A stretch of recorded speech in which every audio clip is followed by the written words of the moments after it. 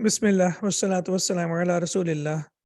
Rabbi shrah li sadri wa yassir li amri wahlul uqdatan min lisani yafqahu qawli. Rabbi yassir wa la tuassir wa tammim bil khair. Here is the conjugation of past tense, isnadu dhahaba. And the reason why I wanted to show you is like we are dealing with the verbal sentence, and we want to make sure that what is meant by form number one and what is meant by form number four. So I would strongly recommend that you memorize this conjugation. And today, inshallah, towards the end of the lesson, we will have lots of verbs. And inshallah, I would expect from you to make the conjugation of all the verbs that we are going to learn in this lesson. Every past tense would have the same conjugation, whether we have 100, 200, or 500, or exactly like almost 1,000 verbs are used in the Quran. So the past tense will be on the same pattern. So we can see here that for the third person, al-ghaib is called the third person. And the verb in Arabic language always starts with third person masculine singular. Third person masculine singular.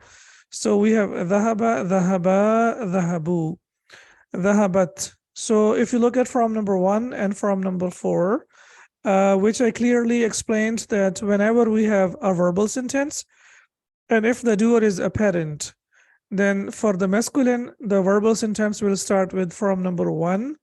And for the feminine, the verbal sentence will start with form number four. And the conjugation continues, dhahabat, dhahabata.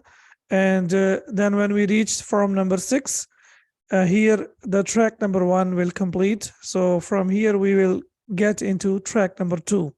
What does that mean? That means, for example, here we have all the three letters in the beginning, they are active. Dhahaba, dhahaba, dhahabu, dhahabat. And here, dhahabata. So it should be dhahabata, right? But when you reach from number six, now you can see that the third letter becomes sakin. It becomes sakin, so it becomes dhahabana. And then from this onwards up to from number 14, it will continue on the same pattern. So when we talk about the second person, al-mukhatab, it will be dhahabat, dhahabata, dhahabana. And for the feminine, it will be dhahabti, dhahabtuma, dhahabta, dhahabtuma, dhahabtum, dhahabti, dhahabtuma, dhahabtunna.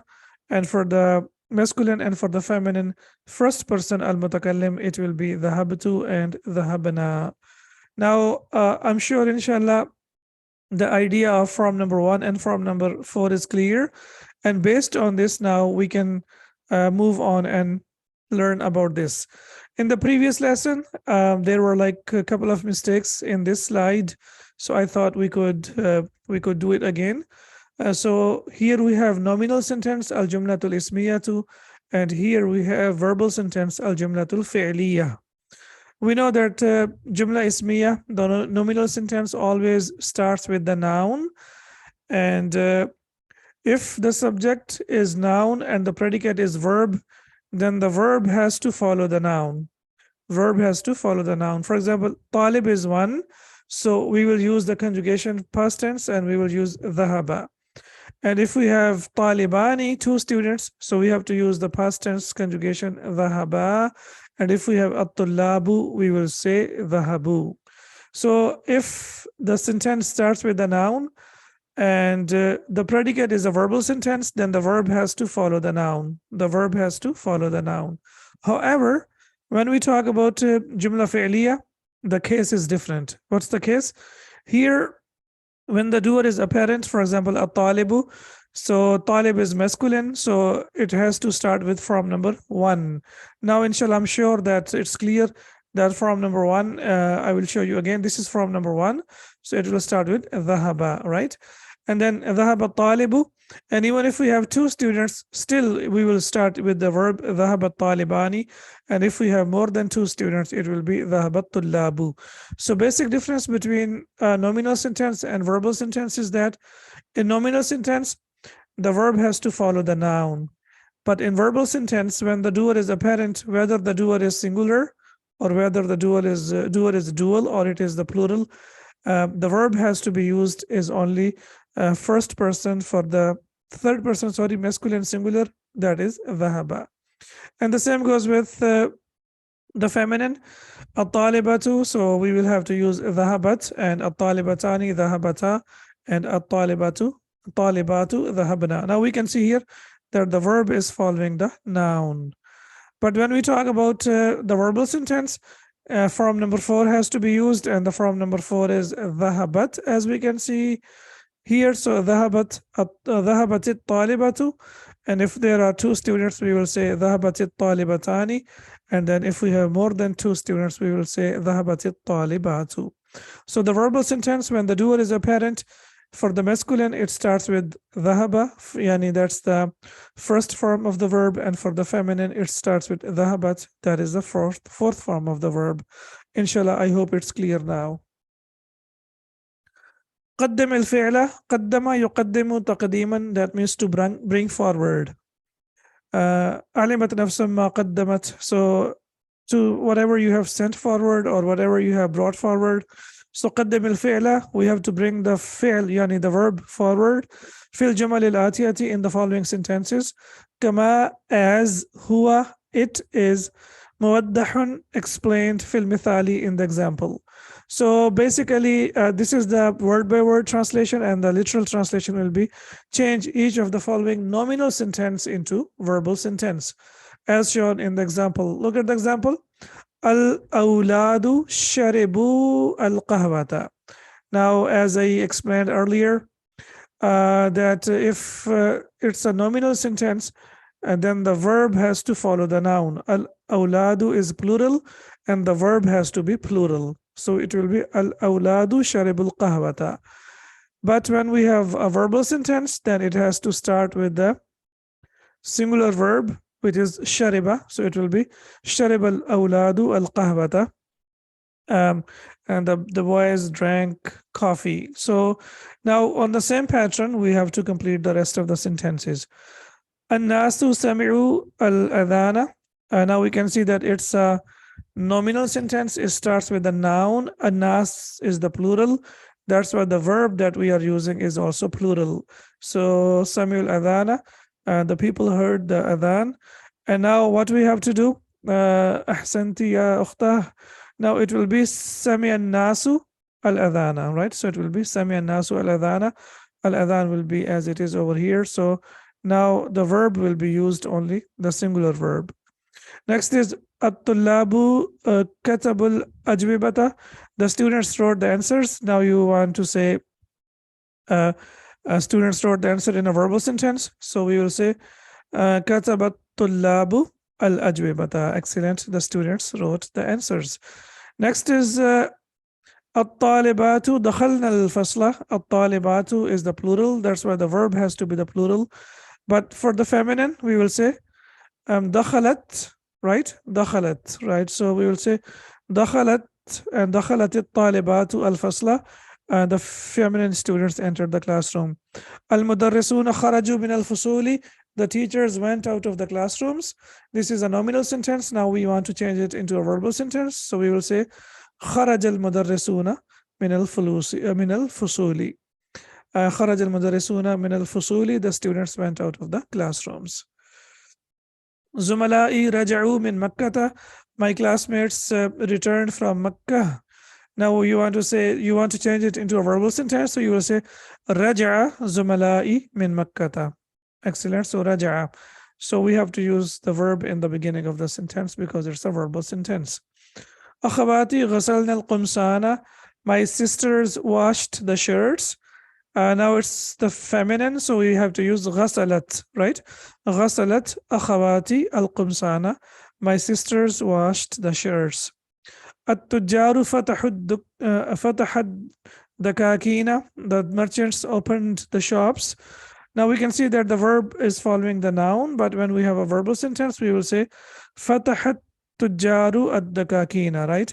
فتحت تجار الدكاكين. Sorry, this one, yeah. So the merchants opened the shops. الطبيبات ذهبنا إلى المستشفى. The female doctors went to the hospital. So we will say ذهبت الطالبات الطبيبات إلى المستشفى. ذهبت الطبيبات إلى المستشفى. The doctors went to the hospital. الطلاب الطلاب فهموا الدرس. The students understood the lesson. So we will say فهم الطلاب الدرس. And أظن إن شاء الله I hope that you also understood the lesson. So now I'm sure inshallah the difference between the nominal sentence and the verbal sentence is very clear now. Here the verb is following the noun, all of the sentences, but if you see over here, the verbal sentence only starts with the first form of the verb when it is the masculine, the doer is masculine, and when the doer is feminine, then it has to start with the feminine form of the verb. تأمل الأمثلة الآتية. You have to reflect on the following examples. خرج الطلاب وذهبوا. Now, the first part of the sentence is verbal sentence. خرج الطلاب. The students went. So this is the verbal sentence. However, as I explained clearly, that when we have a noun first, then the verb has to follow the noun. So we will say خرج الطلاب وذهبوا, and they went. And you can also say الطلاب ذهبوا, so it will become another sentence. So خرج الطلاب will be a verbal sentence, and الطلاب ذهبوا will be a nominal sentence. Similarly, قرأ الطلاب وكتبوا. The students read and wrote. So قرأ الطلاب is a verbal sentence, and when we have a noun which is the plural, then the verb also has to be for the plural. أكل الناس وشربوا. The people ate and drank. The same thing over here. الناس is plural. That's why the verb that follows it has to be plural as well. كون جملا مثل هذه. Now we have to make the sentences like this. مستعملا, by using الفعلين الواردين, two following verbs. في كل تمرين, in each of the exercises. ومستعينا, and by seeking help. بالكلمات, with the words. التي, which are بين قوسين, in the brackets. So we have to make sentence from each pair of verbs on the pattern of the examples. Note that the second verb has the plural ending while the first does not. All right, so of course when we say دخل الطلاب, the students entered, and after that we will say وجلسوا, right? وجلسوا. So we will say دخل الطلاب طلاب الفصل وجلسوا. The students entered the classroom and they sat. So here دخل الطلاب, the sentence is a verbal sentence. It starts with the verb, so that's why it has to be دخل. And when we want to use the verb after the noun, then the verb will follow the noun. The noun is plural. That's why the verb that we are using also has to be plural. Yes, the next one. What should be the next sentence? ضرب الأولاد الحية وقتلوها. ضرب الأولاد الحية وقتلوها. The boys killed the snake. The boys hit the snake and killed it. ضرب الأولاد الحية وقتلوها. Now قتلوا, after that ha will be the attached pronoun and ha will be the object. So here ضرب is the verb, al-awlad is the subject, and al-hiyata is the object. Wa and qatalu, they killed. Ha refers to the attached pronoun, to the snake, which is the attached pronoun. And we have learned that the attached pronoun is always used as an object in a verbal sentence. The next one will be قرأ الطلاب الدرس وفهموه. قرأ الطلاب الدرس, the students read the lesson. وفهموه, and they understood it. And who refers to the lesson. So here we have a verbal sentence that starts with قرأ, verb, subject, object, and fahimu, subject, verb, and who will be the object. Next is سمع الناس الأذان وذهبوا إلى المسجد. The people heard the adhan and they went to the masjid. سمع الناس الأذان وذهبوا إلى المسجد. So we can see over here verb, subject, and object. And here we have dhahabu is the verb plus the subject. Ila al-masjidi, and the people went to masjid. Kawin, make, jumalan, sentence, musta'milan, by using al-kalimat al-atiyati, the following words. Now we have to use each of the following verbs in the sentences. Akala means he ate, ghasala means he washed, or we can also say to eat and to wash. But the reason why we say he ate and he washed, because we know the first form of the verb consists of the hidden doer, which is he. Qara'a, he read. Kataba, he wrote. Daraba, he hit. Qatala, he killed. Dakhala, he entered. Kharaja, he went out. Hafidha, he memorized. Shariba, he drank. Fahima, he understood. And Samia, he heard. Now we can see that the first letter and the last letter, they are mabniyun al-fath. However, the second letter, the haraka changes. Sometimes it is fatha and sometimes it is kasra. Sometimes it can be dhamma, but that is very rare. Now you have these verbs bayna yadaykum, in front of you. Now what you have to do is to make the sentences. That's number one. And number two, if you get the chance, try to do the conjugation of each of the verbs. And inshallah, once you do the conjugation, and then you will become very fluent in the verbs. So like I showed you in the beginning of the lesson, dhahaba, based on the same pattern. For example, akala, akala, akalu, akalat, akalata, akalna, up to akaltu, akalna. Similarly, sami'a, sami'a, sami'u. Now you can do the conjugations. I've got the answers for you over here. These are the answers that are already over there. And if you want to make your own sentences, you can definitely make your own sentences. For example, Mada akalta ya Bilalu, what did you eat, O Bilal?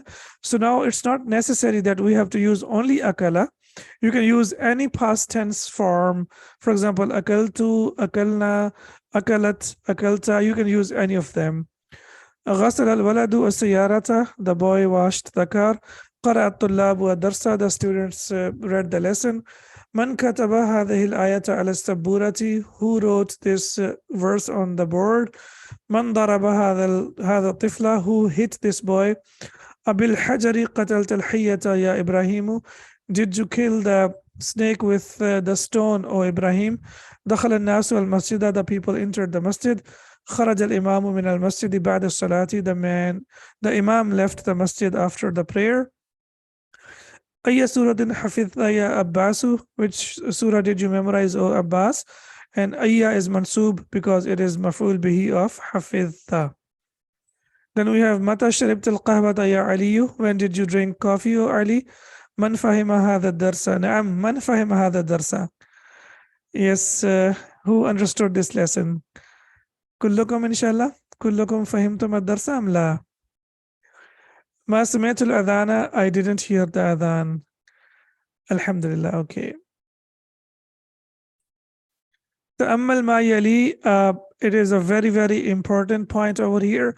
I explained it in the beginning of the lesson. And من فتح الباب, who opened the door. And here we have verb plus we have subject and we have the object. من فتح الباب.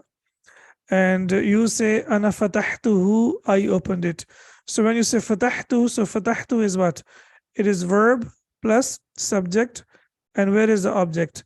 The attached pronoun, as I explained several times, is always used as an object. So who will be the object? Similarly, من فتح النوافذ, who opened the windows? أنا فتحتها, I opened them. Ha refers to the windows. And النوافذ. So فتحت will be the verb plus subject, and ha will be the attached pronoun. Now it's not only restricted to who and ha. We know that all the attached pronouns can be used with the verbs. For example, فتحته, فتحتهما, فتحتهم, whatever it is. فتحتها and فتحتهن. Now it's up to you. You can do the conjugation. Sometimes you can do the conjugation only for the sake of conjugation, even if it doesn't make any sense because you want to learn.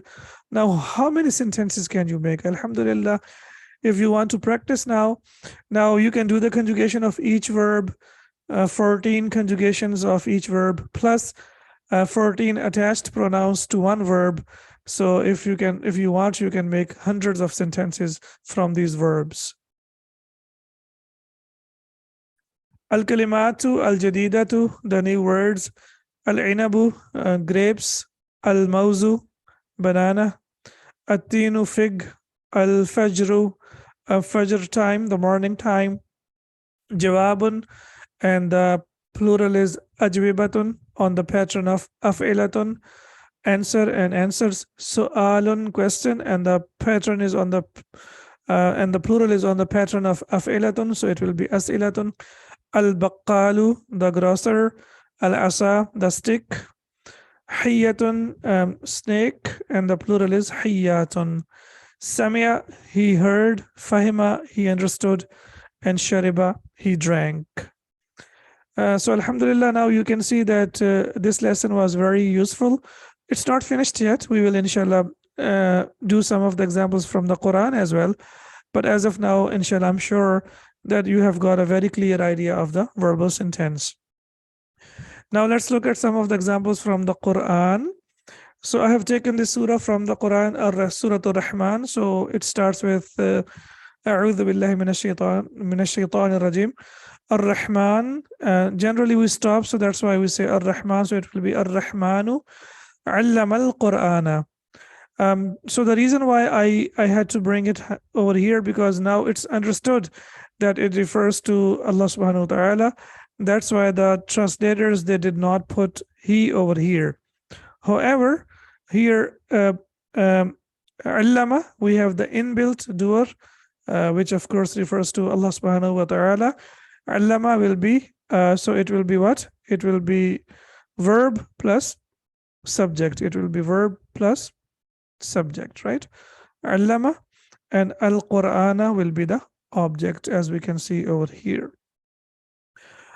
Similarly, the next verse, Khalaq al-insana. Again, we can see that he created man. So now we can see over here that khalaqa, we have verb plus we have subject, fail plus file, and al-insana is the object. That's why it is mansub here. Similarly, al-Qur'ana is the object, and that's why it is mansub.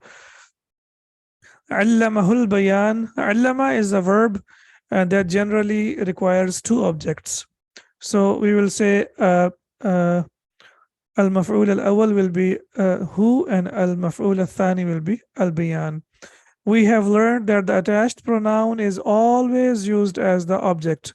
So this is object number 1, and this is object number 2. Sometimes a verb requires to have two objects, and allama is one of them. For example, in English, we say, give me a pen, give me a book. So give me, atini, also has two objects, me and the pen. So similarly, allama also requires two objects. Not always, but whenever it requires, we can have two objects as well. So allamahul bayana, and taught him speech. And then we have, if you continue, and then we skip some verses, and then we have was-samaa rafa'aha. So rafa'a will be, yes, verb plus subject, and ha will be the object pronoun. So it will be the object. So it refers to the as-samaa. Wa wada'a is also the past tense. So it will be verb plus subject, and al-mizana will be the object. Wa wada'a al-mizan.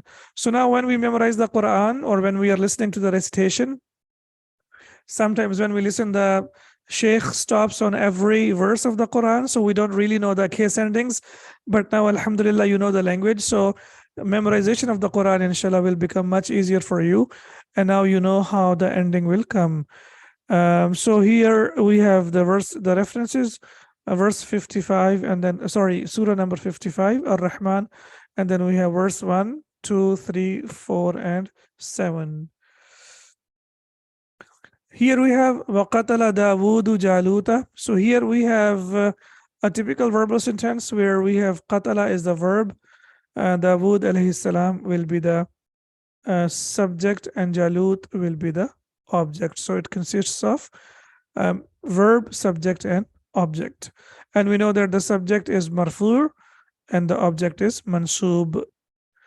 And David killed Goliath. So we can see over here verb. Sorry. So in English, generally the sentence starts with the subject, right? So in English we have subject, we have verb, and here we have the object. But in Arabic it's different. Qatala, no, now we don't have inbuilt. We will have only the inbuilt if you don't have the doer. Now the doer is here. When the doer is there, then qatala only means killed. It only means killed. Who killed? Dawood alayhi salam. So we will say qatala Dawudu Jaluta. For example, you say dhahaba, he went. So when you say dhahaba, it means he went. But when you say dhahaba Bilalun, then what does that mean? Bilal, he went? Of course not. It means Bilal went. So whenever the doer appears, then the verb will be translated only as the verb, and the inbuilt doer will disappear because the apparent doer comes outside. Now the doer has come outside, so that's why we will say qatala is the verb, Dawood alayhi salam is the subject, and Jalut is the object. I hope it's clear now, inshallah. In the previous verses, you might be thinking here, yes, there is inbuilt doer, because after allama, you can see the noun is mansub. So if the noun is mansub, that means the doer is inbuilt. But when the noun is outside, that means the doer is here, and then the next one is the object.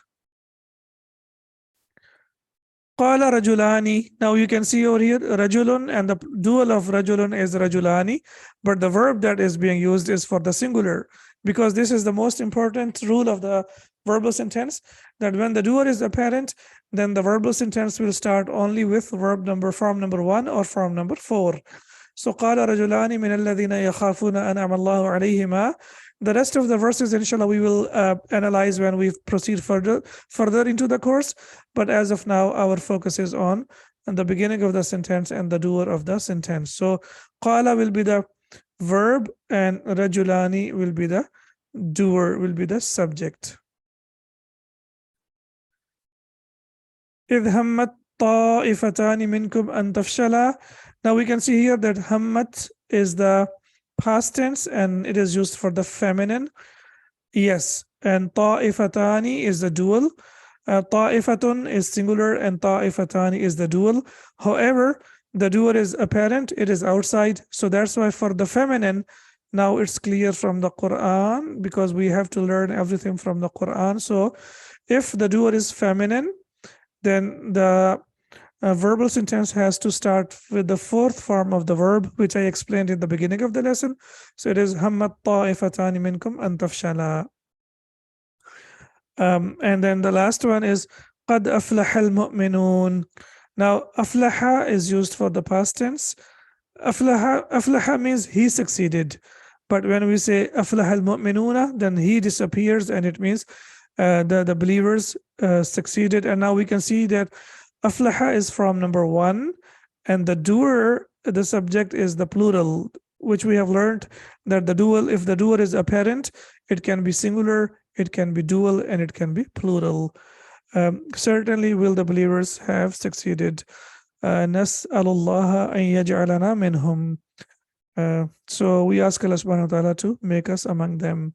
So alhamdulillah, our lesson is complete now. I hope, inshallah, that the idea about the verbal sentence and the difference between the verbal sentence and the nominal sentence is clear now. Subhanaka Allahumma wa bihamdika ashhadu an la ilaha illa ant astaghfiruka wa atubu ilayk. Assalamu alaikum wa rahmatullahi wa barakatuh.